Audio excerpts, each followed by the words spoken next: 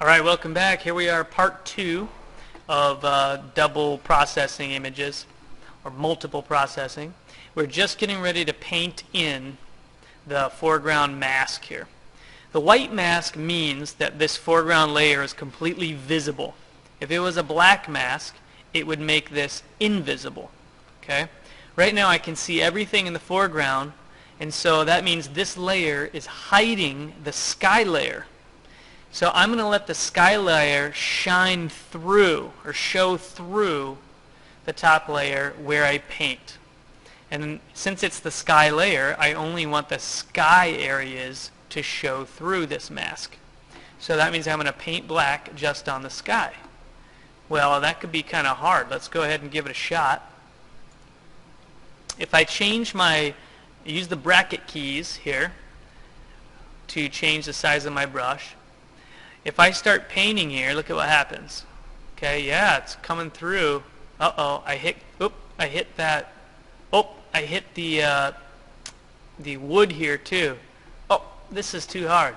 All right, that's too difficult. I'm going to hit Control-Z and start over. The best way to do this in this situation is because you have all these nice white light blocks of color. The magic wand is the perfect tool for that. Click the magic wand. Notice there's two quick selection in the magic wand. Make sure magic wand is selected. And it selects areas of color. So I'm going to click that area. I'm going to zoom in with my navigator here.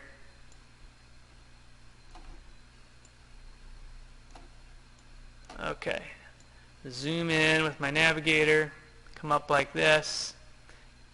Click this, hold my shift key down, and I get a plus sign on my magic wand. That means I can add sections to it. And I'm going to go ahead and click all that. If I make a mistake, I can come over here, hit the third one in line here. It says subtract from selection, and click that. It removes that. And then make sure you go back to the first one. Okay. Alright, now I have all my sky areas selected.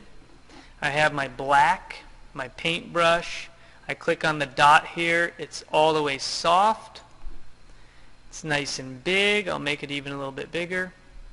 And I'm going to go ahead and paint. And I'm going to just paint 100% power on my brush. I'm going to come right through here. The beauty of the selection tool now is it's only going to paint in the areas that are selected. So notice how it's not touching anything else. It's controlling where I'm painting. So I can get all those areas painted in, letting that sky show through. And then when I'm done, I hit select, deselect, and look at that. My sky is showing through. It looks awesome. Alright, now if I say, oh, my skies, I want to edit my sky, you can double click on the sky here. It will bring it back into Photo Raw, the Camera Raw for you. And let's say you want to change the exposure a little bit on your sky. You want to lighten it up maybe a little bit. Or maybe desaturate the blues, right? You can do that and then hit OK. And it makes the adjustment for you, and it's only adjusting the background, because you have this mask in place. Once you're finished, you want to go ahead and create a new layer by selecting the little page icon here. Make sure it's on top. New blank layer on top. Go ahead, hold the Alt key down, go to Layer, Merge Visible. That's going to take these two smart object layers, merge them into one normal layer. And now with this layer you can do your regular edits. If you have blemishes you need to get rid of, or filters you want to add stuff to, or stuff like that. Okay, now you can do your normal editing to a normal layer here without any warning errors popping up. And that's how you double process. You can do this as many times as you want.